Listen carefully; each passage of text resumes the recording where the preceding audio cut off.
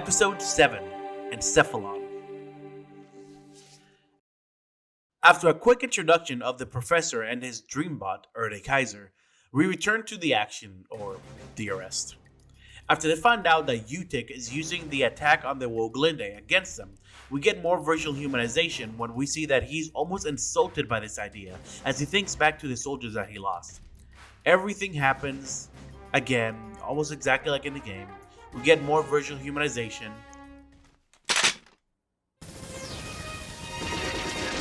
Ornst. Lester, I swear I won't let these scumbags use your deaths for their own gain. Don't get too worked up, okay?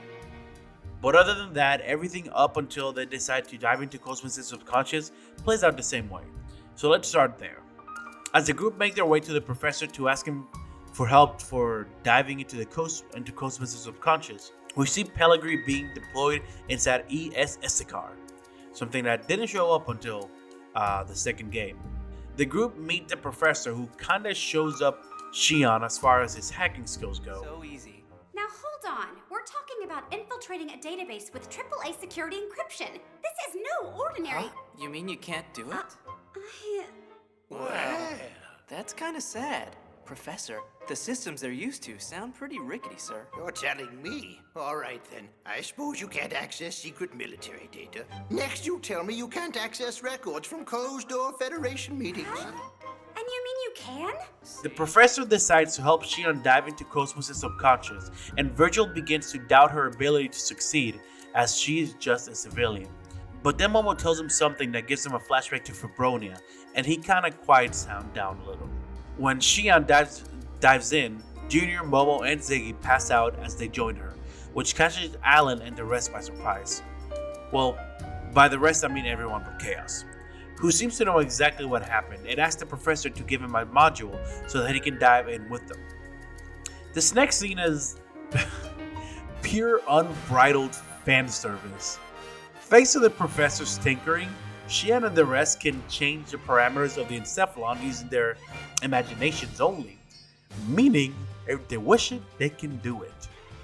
The creators of the anime took this opportunity to have the characters use the more ridiculous attacks during the game, and it's fucking awesome. Soon after the dive, someone launches an offensive program, most likely Pellegrini, and this is where the fun begins. Rubido, excited to try the professor's theory out, is the first one to go, and he uses the move Storm Waltz from the game, and it looks just like in the game. I fucking love it. Storm Waltz! How about something like this move? Storm Waltz!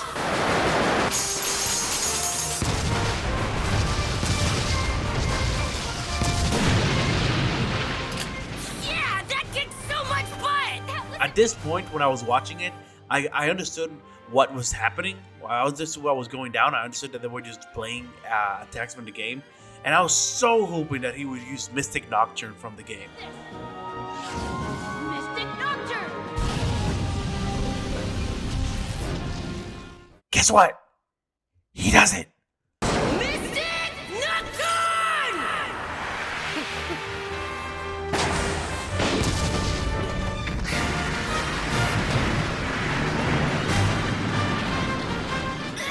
But looks more like Moonlit Serenade. Let's serenade! Which is okay, I guess. Next, Ziggy gave it a try, and I really wanted to see Meteor Shot. Meteor shot!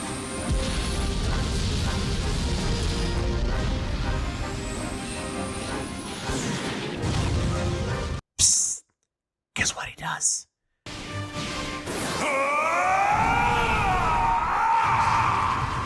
Meteor shot!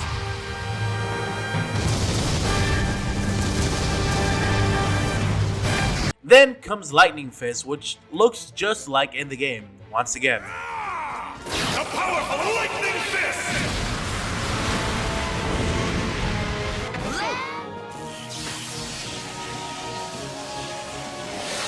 Then Junior does the last symphony, which again looks just like it does in the game, down to the final shot. Last Symphony!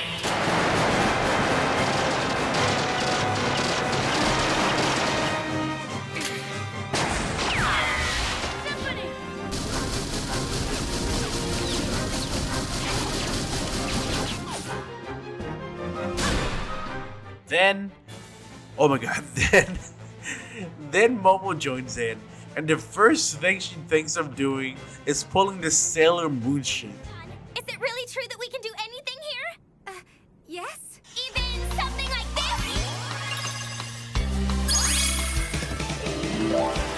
Starlight Dress-Up!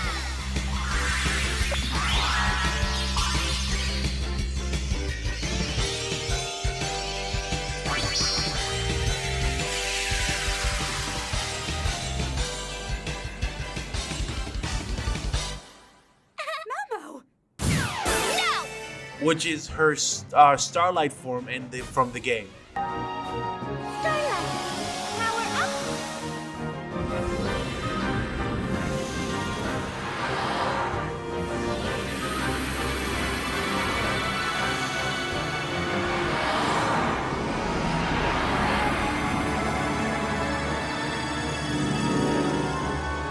Then, again, she uses the one attack I was hoping she would use. The most hilarious attack in the game. But before that, she says her famous line that has been burnt into everyone who has played Xenosaga. Mystic power! Grant me a miracle! And then...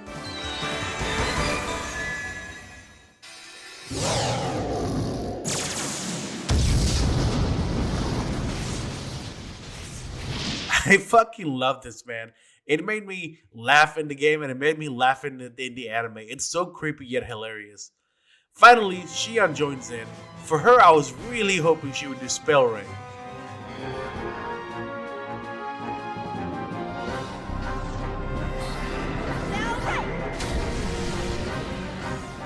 And she doesn't. She does this instead. Queen's Kiss!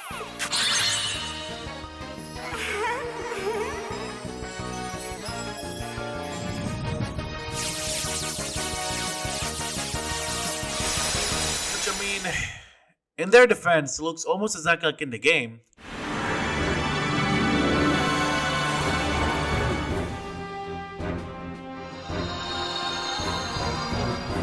I just wish they would have done something cooler. In fact, where the hell is your MWS in the anime? That would have been a great thing to show here. Anyway, sorry for lingering in on this. It's just my favorite scene in the anime. It had me smiling and laughing like a fucking fanboy the whole way through. After this, Nephilim appears to Xion, and the episode ends. Xion, please hurry here.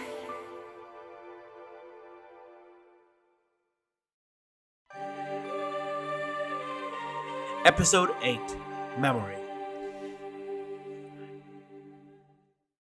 The episode starts with a call to Jin from Chaos. Chaos calls him and asks him for help with their situation, and after catching up, Jin decides to leave his calm life of a hermit to help Xion out. We then cut to Xion, and we get a lot of scenes that play out like they did in the game. From Xion seeing her younger self, to the conversation with Nephilim in the park, to the memory of the Milshin conflict with Rubido, to the... Actually, let's stop here. As much as I really liked the anime, and some things in it make me believe that the people who made it knew the game very well, they say something here that blew my mind with how wrong it was. As Rubido sees the center of the URTV shooting everyone, he says, Awful. I knew it. Voodoo retrovirus.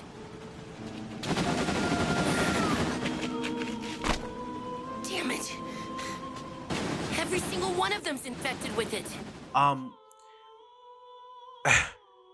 they did not have the Voodoo retrovirus. They are the Voodoo retrovirus. That's what URTV stands for. They are URTVs, Voodoo retrovirus. Biological weapons created to destroy Voodoo, like a virus. I'm not gonna linger on it, but the wrongness of the statement just caught me off guard because they've been so consistently good with the game information. But whatever. Maybe it was a translation thing. I will say, I like that they added Ziggy's reaction to hearing Junior call the younger version of Negredo Gainen, because it made Ziggy realize that the little boy who looks exactly like Rubido is Gainen Kukai, which makes him wonder how the hell he looks exactly like his supposedly adopted son. Remember, Ziggy and the rest don't know the backstory of the URTVs yet. They think Rubido is Negredo's adopted son. And Momo, after hearing little Gaiden call for Rubido, asks Junior if he knows who Rubido is, because remember, she doesn't know his real name yet. It doesn't add anything, but I like that they show this to demonstrate how little the gang actually know about Rubido and his brother and the rest of the URTVs. Later, we see Alan and Virgil worried about the others. Then Alan detects someone hacking into the Encephalon, something which, instead of concerning him, just surprises the professor and makes him wonder what technique they used. The hack is caused by someone nearby. It's Pellegrini and her ES, who is trying to get into the Encephalon from her ES, which is a thing that they can do now. She is then attacked by Virgil, who is set on defending the honor of the Woglinde crew. Pellegrini sets ES Issachar to auto-fight Virgil, which is a thing that they can do now, while she dives into the now hacked Encephalon. Nephilim guides Shion by herself, unlike in the game, through the corridors of the acute neurosis treatment facility, where her mother died, in order to help her face her memories, but she immediately loses it upon entering her mom's room. Meanwhile, Rubido is reliving his memory of Albedo, and after, everyone is transported to the outer space scene where they see Cosmos fight Udo in the possible future. Yeah, we're skipping around a lot here.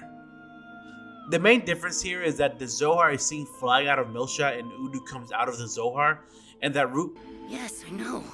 We URTVs were created to defeat the Udu retrovirus. No, Rubido, you are the Udo retrovirus. God!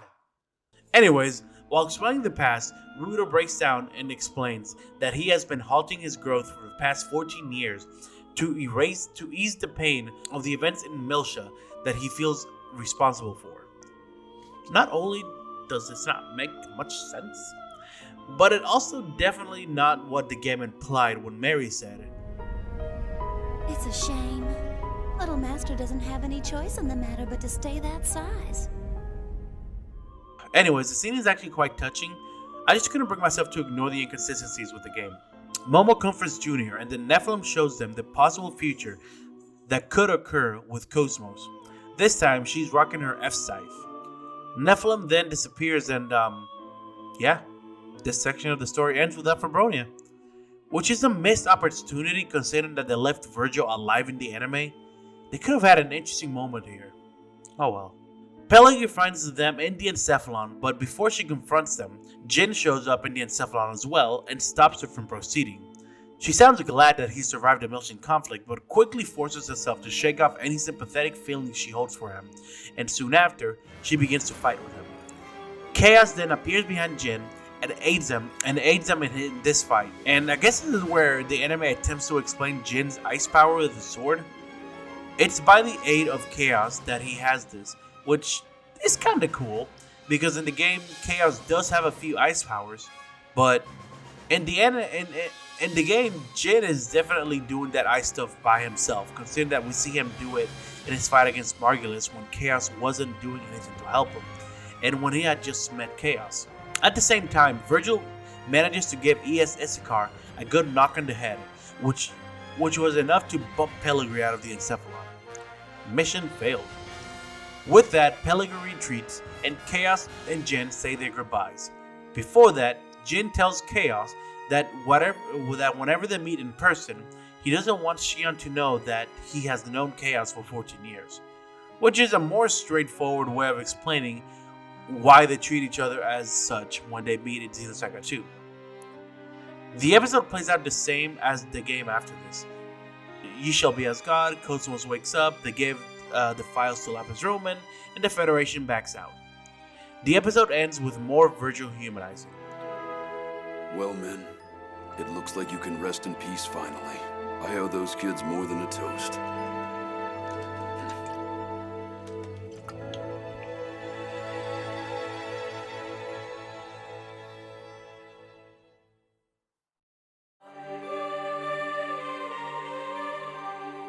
Episode 9, Singing Voice. The episode begins with a nightmare Obito has showing how much he still thinks of Rubido abandoning him. For I am the infinite telomerase, because I am not an anti-existence. I am the perfect chain. Rubido? Rubido! Please wait! Don't leave me behind! I see. You're gonna give me up to Udu, right? You'll do it just to save yourself, won't you? When he wakes up, he notices Kirsch is gone and goes on a rage, thinking that he abandoned him too. But it turns out she was just getting some water. Albedo smacks her and goes off on her.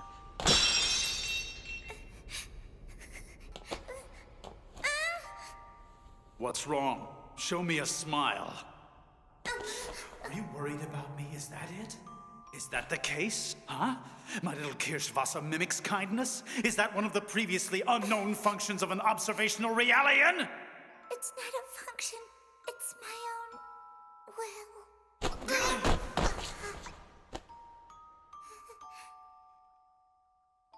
What an artificial personality. Is this how you deceived all the men in your life until now? Soon I'll prepare a proper stage for you. You can perform your little act there. You know, I gotta say, redeeming Albedo in the anime, if they continue with Xenosaga 2's story, would have been difficult. Yeah, he killed countless Kirschwassers in Xenosaga 1, but the Kirschwassers were never really humanized. They almost just looked like dolls, how they always just stood around emotionless. But the way they're humanizing Kirsch in the anime, I don't know, man. I don't know if I would have sympathized with him in the story if the story continued after this.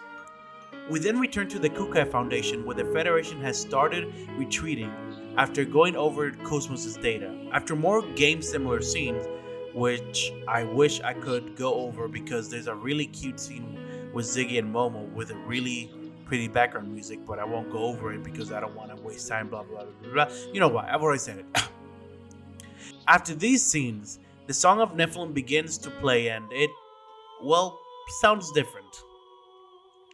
I've seen a reviewer that had a big problem with the change. I think it's silly because it's a song like any other on the OST, so it's obviously going to be different. None of the scenes from the game even made it to the anime. I understand that this is different because it's an actual song that they hear, but I wasn't really expecting it to survive the transition to anime either. What I will say is that it sounds more like what I thought something with the nature of the Song of Nephilim would sound like. An a cappella, hypnotic, almost eerie vocal track that dips up and down, sounding almost disjointed. Unlike the one in Xenosaga 1 and 3, where it has background instruments.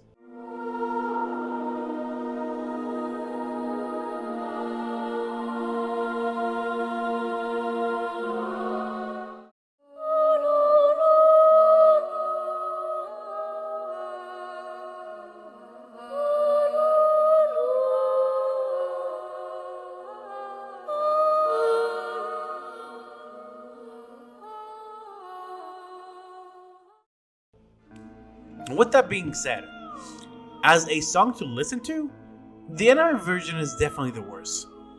Anyway, the Gnosis show up, and once again the 100 series Realian Hilbert him using the Durandal's amplifier.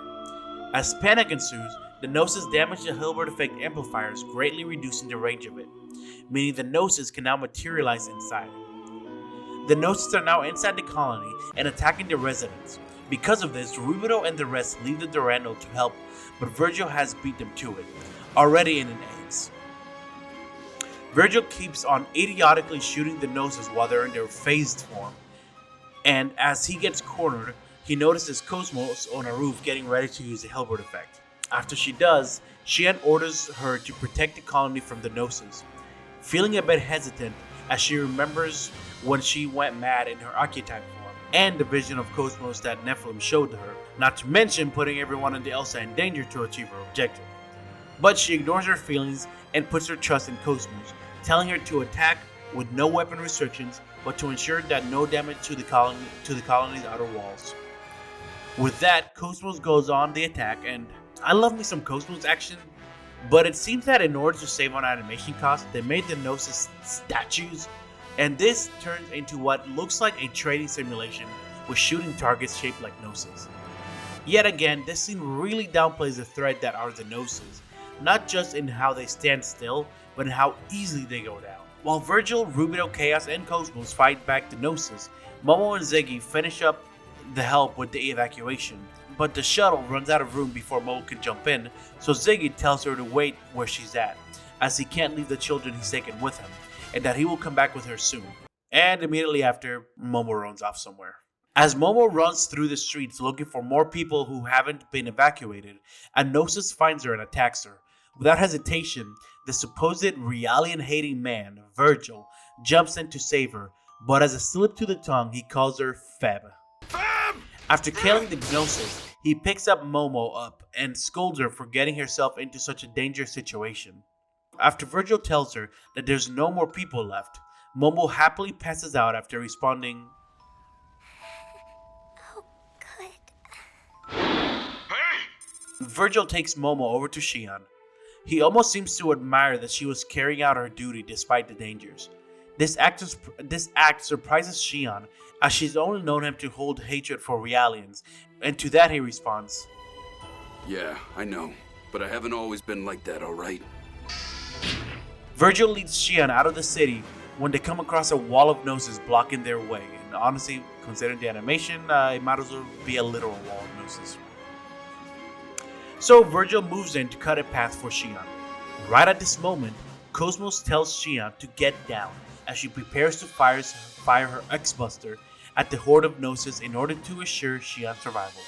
The problem with this is that Virgil is within the Gnosis, so Xion screams at Cosmos to stop.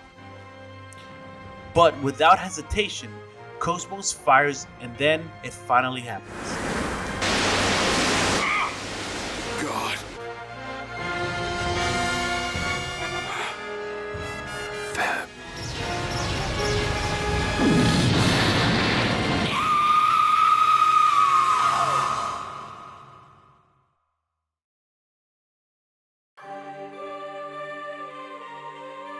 Episode 10, Weapon. Rubido inspects the ruins left behind by Cosmos, and there he finds Momo, but before he can get to her, Albedo arrives, breaking through the walls of the Kukai Foundation and somehow not causing a wreck or whatever. Albedo goes straight for Momo and grabs her. Please don't. Rubido tries to get her back, but his eggs can't stand up to Ia Simeon. Then Albedo flies away, leaving Rubido behind in despair, constantly yelling his name. Albedo! Albedo! Albedo! Albedo! Albedo! After this, we see a flashback to the day Cosmos Archetype killed Kevin, and then we return to Xion, who's distressed at what Cosmos just did. And then we get the scene that was supposed to play in the Woglinde. Cosmos gives the cold, calculated answer that she gave in the game, and Xion thinks back to the time she helped her make Momo feel better in the Durandal Park. Feeling like a fool for believing that this was Cosmos showing human emotions. This is one of my favorite things they did in the anime. Killing him off like this, after giving him some humanizing scene and showing some character development with how he went out of his way to save Momo despite her being a Realian, it made his death feel more important. Also, in the game, Cosmos does a few robotic, calculating things that show she isn't human, but none of them are as bad as killing Virgil. So, since the very first thing they show is her killing Virgil in the game, the rest of the things she does doesn't feel that bad. In the anime, they started with simple things first, her being reckless, her putting others in danger. Then they show Xion's growing concern about her, and then it all culminates to this moment when her unemotional way of thinking cost one of the main characters their life. Plus, the music is freaking beautiful, and better than the one they played in the game in my opinion. Escape now, Xion. If you wish to express remorse for the lieutenant's death, then it is best that you survive. Otherwise, you will render his death meaningless.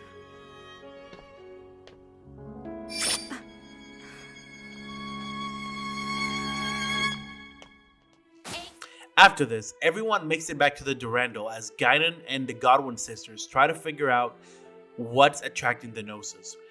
Junior informs Guinan that Albedo is on the scene after 14 years of believing he was dead, and Xion is just Well, almost traumatized it seems. Then Gaiden fills everyone in about the past of the URTV brothers. From what they are, to what happened in the Milton conflict, and why Momo is so important. That being because of the information inside of her. Then we get a flashback of Sakura and Rubido when Rubido made the promise to Sakura. Except in the anime, the promise was to look after her mother and her sisters. Plural. Meaning every 100 series reality. Man, that's a high bar. After everyone tries to cheer Junior up, as he feels that if he never got involved with Momo, she would be okay right now. More notices start getting out, at which point one giant object starts getting out as well. The object has a diameter of 1,000 fucking kilometers. It's almost like, say, a small planet. As the object gates out, a large wave of energy comes out of the gate and destroys 40,000 Gnosis units. The beam sure does look familiar, doesn't it? Then, we see what has been getting out for the past 30 seconds, but we already knew what it was, right? How can that be here? It's the Damarang.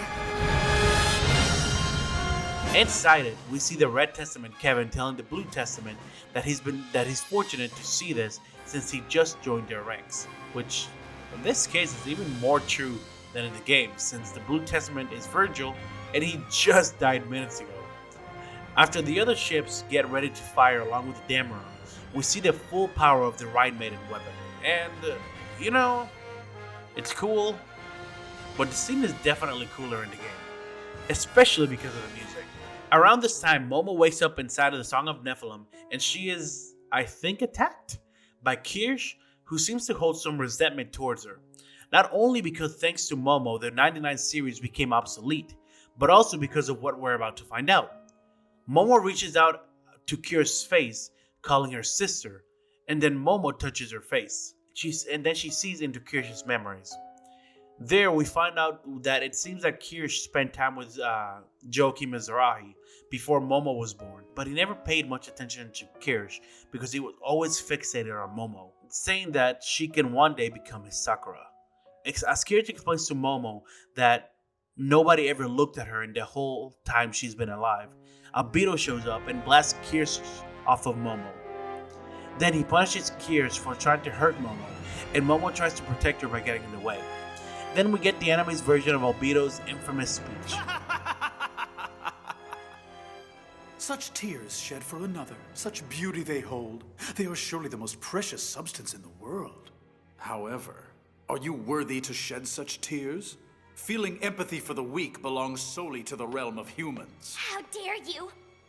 Don't do that! But still, are you worth being called human? You wish to be human, and yet you weren't even born from a woman's womb! Are you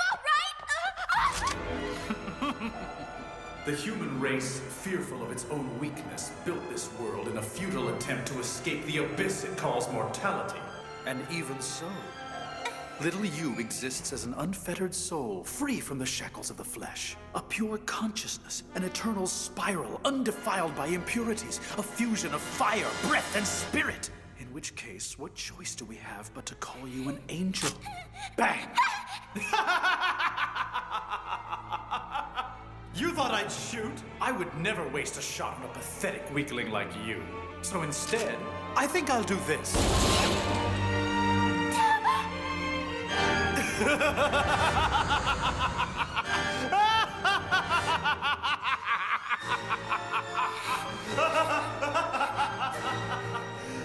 Oh, come, Ma Belle Pêche. There's no need to tremble so. Where are you, Junior? Who is Junior? Ah, Rubido!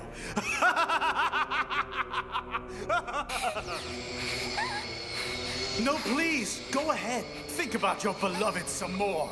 Oh no! Please stop it! Get out of my body! Meh, the game did it better.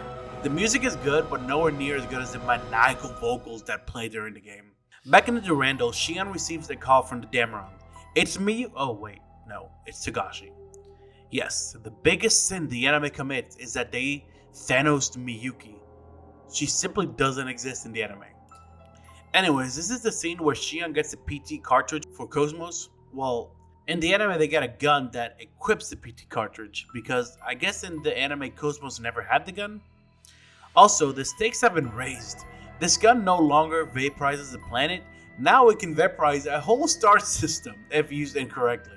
Cosmos heads outside and as everything is being prepared for her to fire, Shion tells everyone to stop, as she is concerned of what might happen if Cosmos' logic tells her that the most efficient way to fulfill her mission is to sacrifice hundreds of lives. Junior tells her that he doesn't care what he has to sacrifice as long as they get Momo back, and then Cosmos contacts Shion and tells her that she isn't mistaken in what she said about her. I was indeed built as a weapon in order to fight the Gnosis. As such, it is my purpose to carry out my orders without hesitation or doubt. What if you were given two different sets of orders to carry out that completely contradicted each other? I would resolve the contradiction. After giving it some thought, Shion tells Cosmos that despite not forgiving her for what she did and not fully trusting her, she will leave this mission up to her. Shion orders her to use the PT cannon, but specifies that her mission parameters include making sure that not a single person dies. As Cosmos gets ready to fire, a group of Gnosis gate between her and the target, dropping the probability of a secure line of fire to 17.42%. Even Alan begins to freak out now, but Shion tells her, I'm leaving the timing of the shot in your hands, Cosmos. You must use all of your capabilities to secure a direct line of fire, do you understand? Failure is not an option. You can't be serious about this! So with that, Cosmos makes her calculations, takes her shot, and the episode ends there. Firing!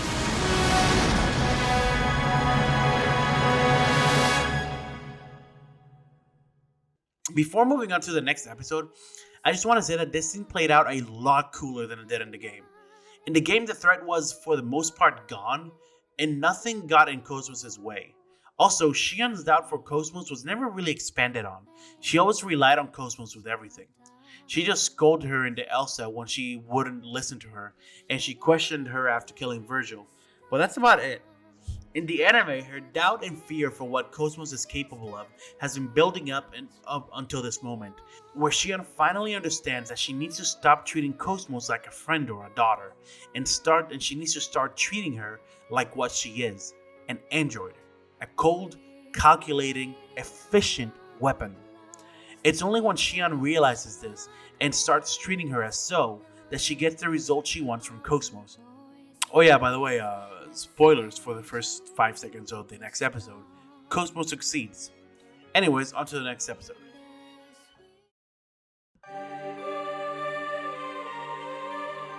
Episode 11, Delusion. The episode opens up with Cosmos firing the PT cannon and successfully making it past all the Gnosis. As the PT cannon shot starts working its magic, we see beams of light coming out of the area, absorbing Gnosis. Looking a lot like how Proto Merkaba absorbed Gnosis. Because, well, yeah. The anime just combines the Proto Merkaba scenes with the Song of Nephilim scenes. So instead of the Song of Nephilim being revealed in this scene, it's both the Song of Nephilim and Proto Merkaba. Also, in the anime, Chaos calls Proto Merkaba Chariot of God. The following scene is mostly like in the game, with the one difference being that Junior goes off to rescue Momo by himself before being joined by the rest of the gang in the Elsa. On their way to Proto Merkaba, we see Shion wondering what could happen if Cosmos acts on pure logic alone, but she forces those thoughts out of her head. Then we get the scene from the game where Albedo shows off the power of Proto Merkaba. That's a great idea, eh? Red will become white! And after that, we get a funny scene of Alan trying to be smooth, which is ruined by Matthews. This is all writing on your navigation, Alan.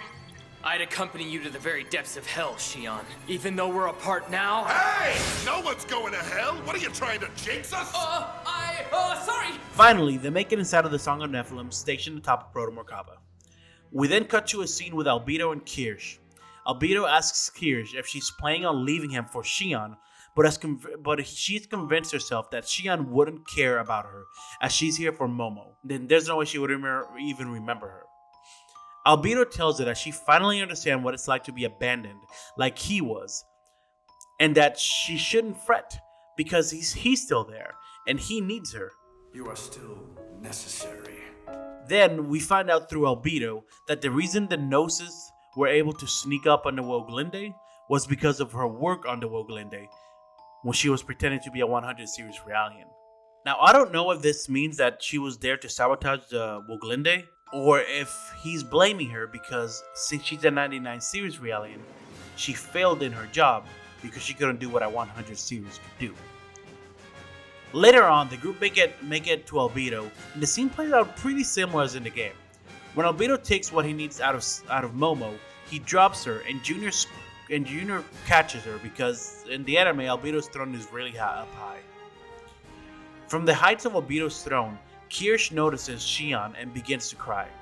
Shion was the only person who ever looked at her as anything or anyone special, someone to be cared for.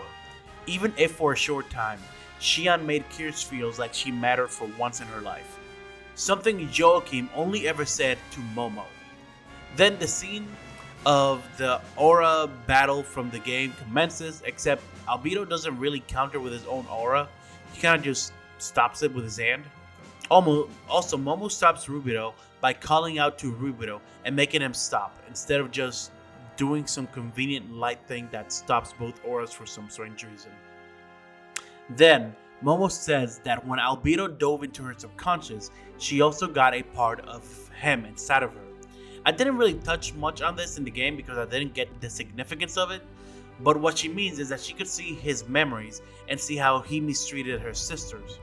That's how she knew about that, and why she starts to berate him about it and asks him how he could do that to them. This talk goes pretty much the same way as in the game. This is probably the last thing that will be anything like in the game, because this final section takes a complete left turn. Behind Albedo, Simeon shows up, but Kirsch has now merged with the vessel of Anima inside it, giving Simeon weird pulsating fleshy bits. As she comes down with Simeon, Albedo tells her to greet the sister who, as he says, sacrificed her. He says this because, like I said before, thanks to her being created, 99 series Realians were made obsolete. When Momo asks Kirsch how she would do this, Kirsch answers, Father, it was always you he looked at. I wished to be you. I always wished to be you. That can't be true! We're meant to be the same as each other, you see? Only one will look at me. Only one ever. But can't you see he's just using you for his own selfish purpose? To him, you're nothing more than... Even so, only he is kind enough to need me. He needs me, not you. This is my own will. No. At this point, Shion notices who this Kirschwasser is. Apparently, she can tell even though she was disguising herself. Before completely merging with Simeon, Kirsch says goodbye to Shion. Simeon then becomes an even bigger and more organic looking version of itself, and the episode ends as Albedo lives from inside the pilot seat of Simeon.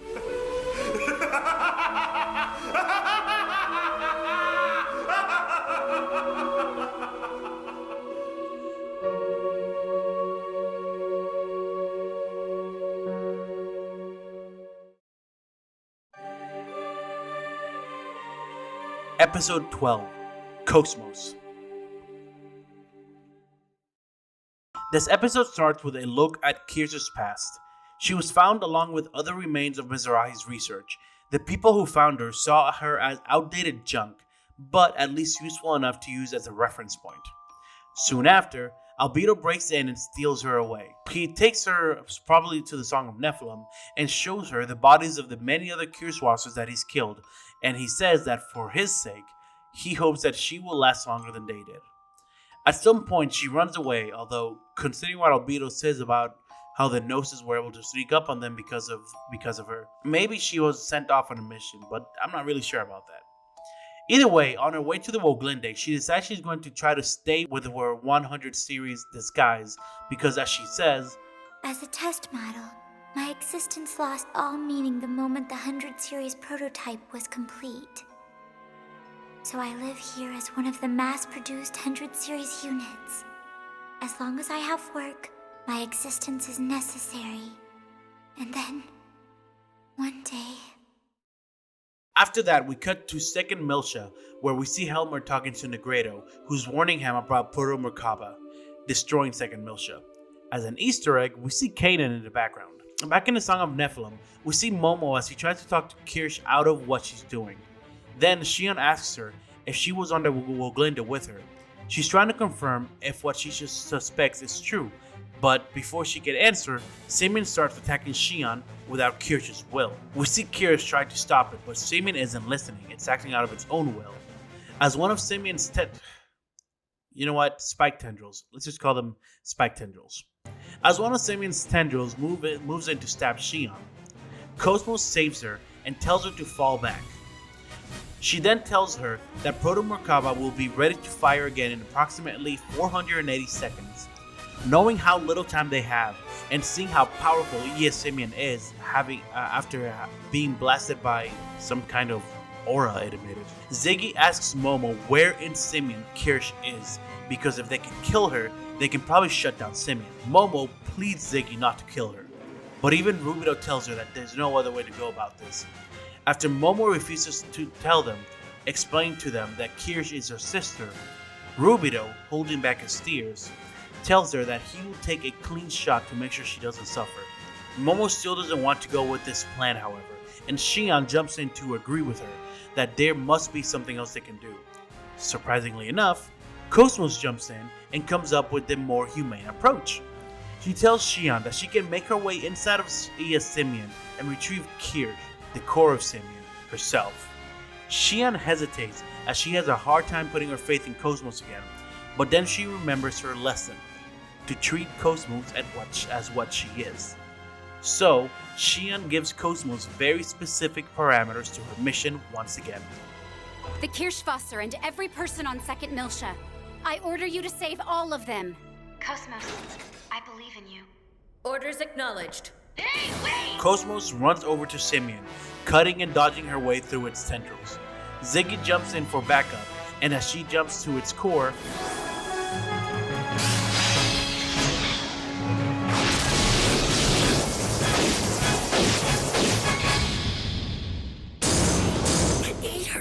Simeon just eats Cosmos. However, Xion believes in the heart of the carton. She believes in Cosmos. She knows Cosmos can still hear her, and so she tells her to start destroying any components that try to absorb her.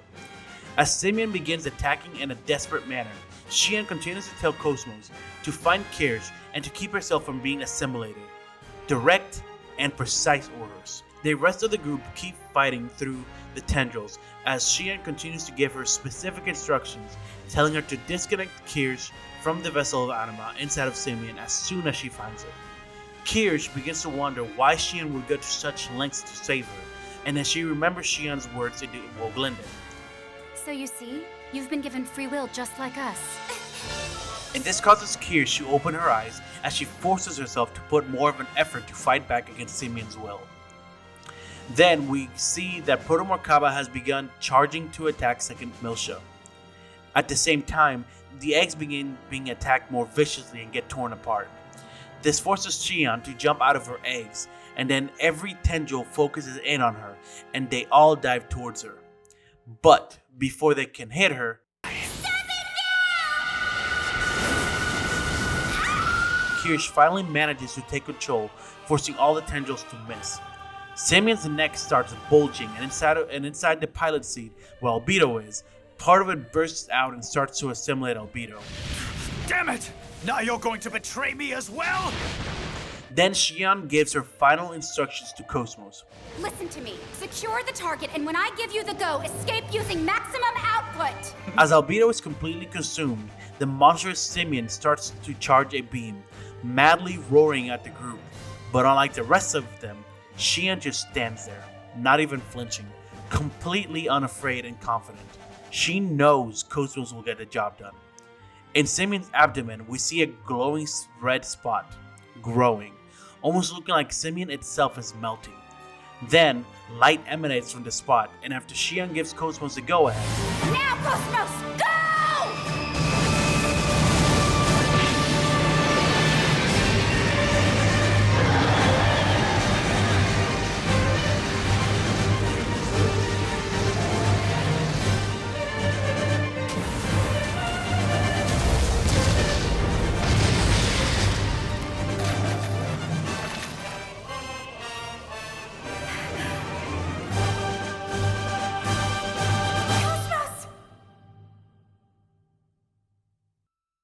Kirsch walks over to Xion and apologizes for what she's done, but Xion informs her that Proto Merkaba's attack was stopped thanks to her actions. As Xion hugs her and expresses how glad she is that Kirsch is alive, Kirsch breaks into tears, feeling once again important to someone. Then the following scene goes pretty much exactly like in the game. Proto Merkaba starts to move towards the second Miltia, and they feel it because of the rumbling as they make their way out. Kirsch is the one who has the idea to break down Proto Merkaba into pieces this time, but Xion knows that they would have to stay on board to do this. As she says this, Kirsch uses the console to break down a bridge between her and the rest, as she decides that she will stay behind to start the detachment sequence. Kirsch thanks both Momo and Xion and doesn't even give them time for a long sorrowful goodbye. She just bolts out of there to do what she has to do, knowing how little time they have, which was a really nice touch. Most of the time, these kind of scenes have some really long goodbye sequences that make the urgency of the matter seem non-existent. Xion does indeed try to cry out to her, but Kirsch just keeps running. As soon as they make it to the Elsa, Rubido orders Tony and Matthews to take off. Meanwhile, we see Kirsch getting thrown and blown around the ship as it rumbles and explodes. Eventually, she makes her way to the control room and starts initiating the sequence as people on Second Miltia look upon the fireball that Proto Merkaba has become with fear. Then, with a press of a button, the detachment sequence begins, which electrifies her for some reason. Guess we had to make her suffer more? Thanks. When she's done, Kirsch just sits down, accepting her fate, waiting for her end. This is my will. I found free will. Kirschwasser, I wanted to help you make a place where you belonged.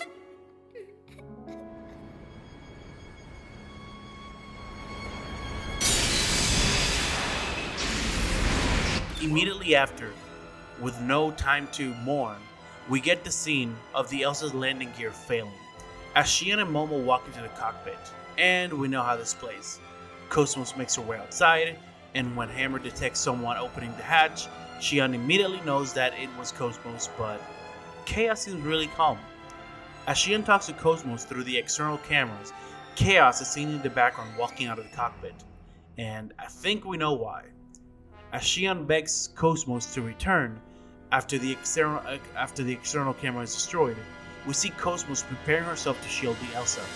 Meanwhile, Xion begins to have a small breakdown, thinking of all the people she's lost, and now she has to lose Cosmos too. While this is happening, Chaos's hands begin to glow, and then it happens.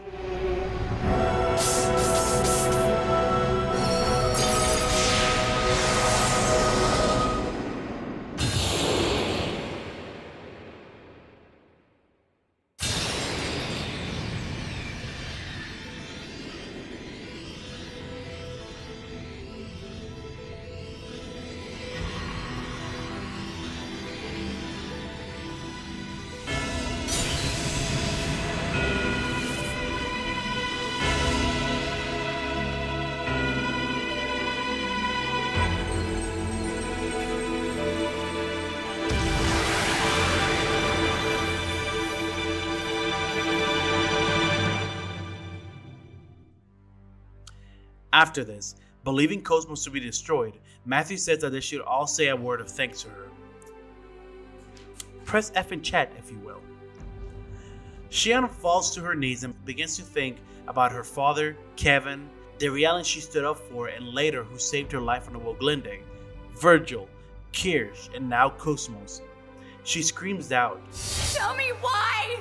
Why does everyone always have to go and leave me behind? While Xion cries, one of the external cameras picks something up. Hammer sees it but doesn't quite register it. It takes him a few seconds, and then Captain! Have some respect, huh? What's the matter? The camera! Something's on the camera! Look! Hammer puts the camera on the main screen, and there, everyone can see Cosmos standing tall and well, if only a little crispy. On the ground, we get a look at Jin praying at his parents' memorial, Helmer with Kaden, Negredo with the Godwin sisters, and Albedo? It appears the Simian doesn't intend to let me die just yet.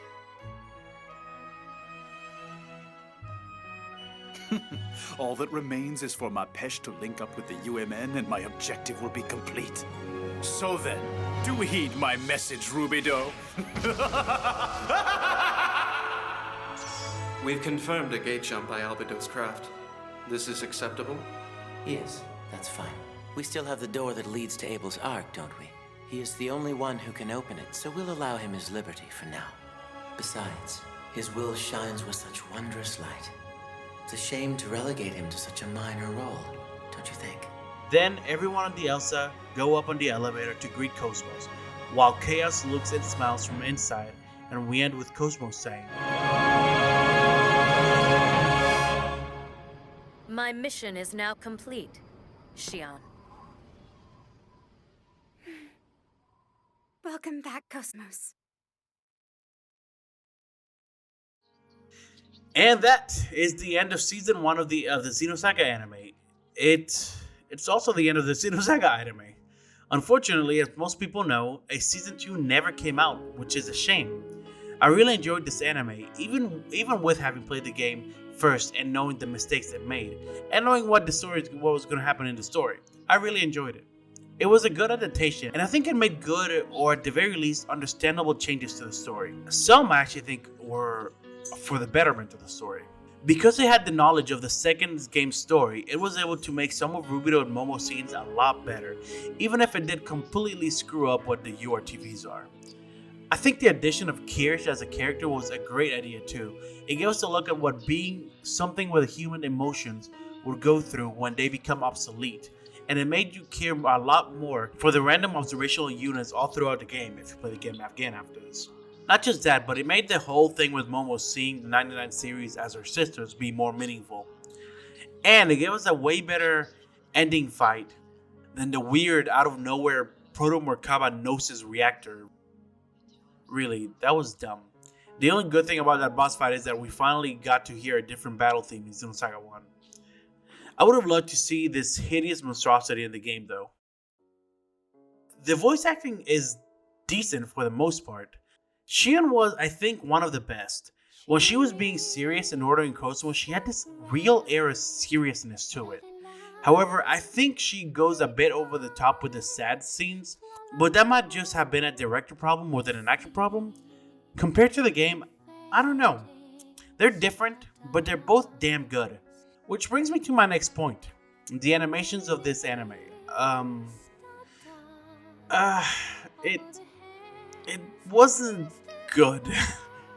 To be fair, it's an old anime, but there were just some parts that looked purely lazy and low budget. There's a few instances I can think of where the animation just felt like an image being shifted around the screen with no attempt at making it look fluid. Anyways, those are my final thoughts on the anime. Really, you should go watch it, especially if you've played the games. There's a lot I skipped, and it's honestly a great adaptation. Just different enough to where it doesn't feel like they're fucking with the lore, but you still feel like you're watching something different. Except for the URTV era. So, with that being said, thanks everyone for watching. This is the end of my Xenosaga content, as I've covered everything there is to cover. Well, I mean, there's still other things here and there, like comics and shit, but I'm not going to cover that. But who knows? Maybe one day I'll stream the Xenosaga games, and you guys can join me. Maybe I'll finally beat Xenosaga 2. For my hardcore Xeno fanatics, do not fret. I am planning on doing a series on Xenoblade 1 and 2, and I'll probably stream my first time ever playing Xenogears, and maybe even do a story series for that too. But for now, please, let me have a Xeno break. I want to do maybe a series or two on a different game, and then I'll come back and do Xenoblade. I have one or two in mind, and I hope you stick around to see them. my work is going to be just as good. It's just not going to be Xenosaga. So I hope you don't mind, and I hope you'll stick around. I like talking to you guys, and I like seeing your comments, especially for you guys on my Discord server. I love talking to you guys, so I hope you guys don't just leave the Discord server after this. If you're looking forward to this and you're not subscribed, please do that. Comments more than anything feed my drive to continue doing these. And if you like my work and you think it's worth $1 or $2, please stop on over by my Patreon and consider becoming a patron there. But even if you don't, I still appreciate your dedication to my videos, the love you show me, and all your interactions. Really, you have no idea what it means to a small YouTuber like me. But let me stop getting all sappy and end this video right here. I'll see you guys next time. Peace.